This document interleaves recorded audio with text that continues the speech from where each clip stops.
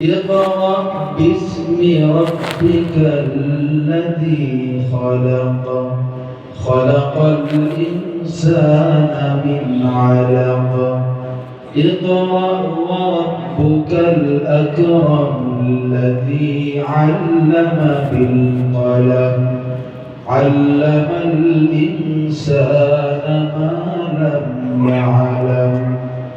وقال رسول الله صلى الله عليه وسلم خيركم من تعلم القرآن وعلمه أو كما قال النبي عليه الصلاة والسلام. আল্লাহ পাক রব্বুল আলামিন আসমান থেকে জিবরাইলের মাধ্যমে পবিত্র কোরআন গায়ে হেরার ভিতরে তার নবী আখির নবী মুহাম্মদ আরবি সাল্লাল্লাহু আলাইহি ওয়াসাল্লামকে শিক্ষা দান করলেন।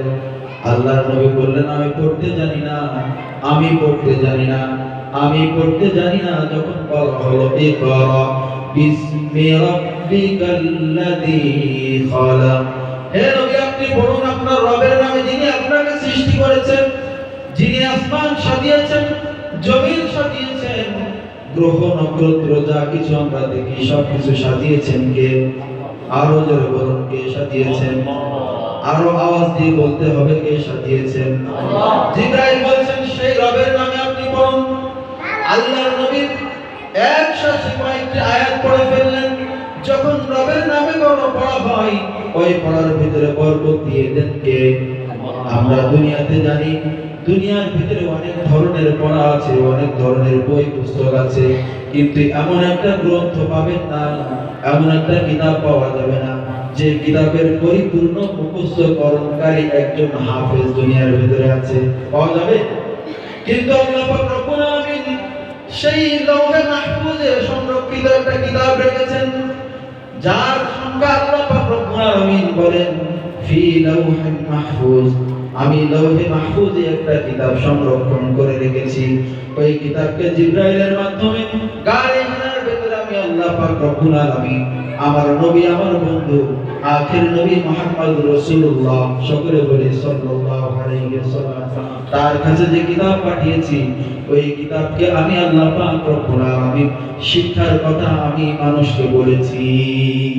এটার ভিতরে আমি বরকত, যখন কোন মানুষ এই কিতাবের শিক্ষা আমি আল্লাহর নাম নিয়ে যেখানে শুরু করবে আমি আল্লাহ পাক রব্বুল আলামিন ওই মানুষের জবানের ভিতরে বরকত দান করে দেব। সুবহানাল্লাহ। তার ব্রেনের ভিতরে বরকত দান করব, তার আমলের ভিতরে, ঈমানের ভিতরে, রোজগারের ভিতরে আমি বরকত দান করব।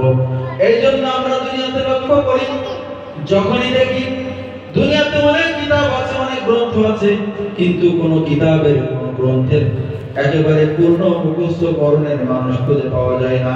কিন্তু এমন একটা গ্রন্থ আল্লাহ তাআলা নাযিল করেছেন যে কিতাবের লক্ষ কোটি হাফেজে কোরআন শুধু বাংলাদেশে নয় সারা পৃথিবীতে ছড়িয়ে ছিটিয়ে আছে। কথা বলেন সুবহানাল্লাহ। আছে কিনা? আমরা জানি এই কোরআন আল্লাহ পাক রব্বুল আলামিন শিক্ষা করার নির্দেশ আল্লাহ তাআলা তার জিবরাইলের মাধ্যমে নবীকে দিয়েছেন, আর এটার বরকত আল্লাহ তাআলা দুনিয়াতে দিয়েছেন। যে ব্যক্তি পবিত্র কোরআনকে হিফজ করবে, শিক্ষা করবে, কোরআনের ইলম অর্জন করবে, যে কোরআনের ইলমের কথা আল্লাহ পাক যত পয়গম্বর নবী পাঠিয়েছেন সমস্ত নবীদের প্রথম কাজ ছিল পবিত্র কোরআনের বাণীকে ইয়াতলু আলাইহিম আয়াতি ওয়া ইউযাক্কিহিম ওয়া ইউআল্লিমুহুমুল কিতাবা ওয়াল হিকমা। দুনিয়াতে যত নবী পয়গম্বর এসেছে, যত রাসূল এসেছে, সমস্ত নবীদের প্রথম কাজ ছিল মহাগ্রন্থ আল্লাহর পক্ষ থেকে যে কিতাব তাদের উপর নাযিল করা হয়েছে সেই কিতাবের আয়াতকে মানুষের কাছে তেলাওয়াত করে শ্রবণ করানো। সুবহানাল্লাহ। তাহলে নবীদের প্রথম কাজ ছিল কি? চারটা কাজের প্রথম কাজ ছিল আল্লাহর পক্ষ থেকে যে কিতাব নাযিল করা হয়েছে সেটা তাওরাত হতে পারে, জবুর হতে পারে, ইনজিল হতে পারে, পবিত্র কোরআন হতে পারে, সমস্ত নবীদের পর যে নবীর পর যে কিতাব নাযিল করা হয়েছে ওই নবীর প্রথম কাজ ছিল আল্লাহর ওই প্রেরিত কিতাবকে মানুষের কাছে তেলাওয়াত করে শ্রবণ করানো। সুবহানাল্লাহ। ইয়াতলু আলাইহিম আয়াত ওয়া ইউযাক্কিহিম ওয়া ইউআল্লিমুহুমুল কিতাবা ওয়াল হিকমা। এরপরে এর হিকমত, এর অর্থ, এটার আমল বিভিন্ন ভাবে নবীদের যে আমল ছিল সেভাবে পালনের কথা বলা হয়েছে, কিন্তু প্রথম কাজ ছিল হলো নবীদের সেই প্রথম কাজ, সেই কাজকে ধারণ করে এই তাহজিবুল উম্মাহ, দারুল উলুম তাহবিল তাহজিবুল উম্মাহ, আপনার আমার সন্তানকে নবীদের সেই প্রথম কাজ আমলের বাস্তব রূপ দেওয়ার জন্য একটা সুন্দর পরিবেশ এখানে তৈরি করা হয়েছে।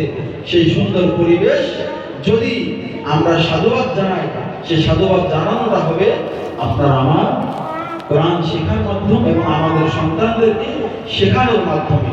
আমরা জানি নবী করিম সাল্লাল্লাহু আলাইহি ওয়াসাল্লাম বলেন, দুনিয়ার ভিতরে শ্রেষ্ঠ মানুষ সেই খায়রুকুম মান তাআল্লামাল কুরআন ওয়া আল্লামা, যে পবিত্র কোরআন শিক্ষা করে এবং শিক্ষা দেয়, তারা হলো দুনিয়ার ভিতরে শ্রেষ্ঠ মানুষ। আমরা কি চাই না শ্রেষ্ঠ মানুষ হতে? চাই তো ইনশাআল্লাহ। আমাদের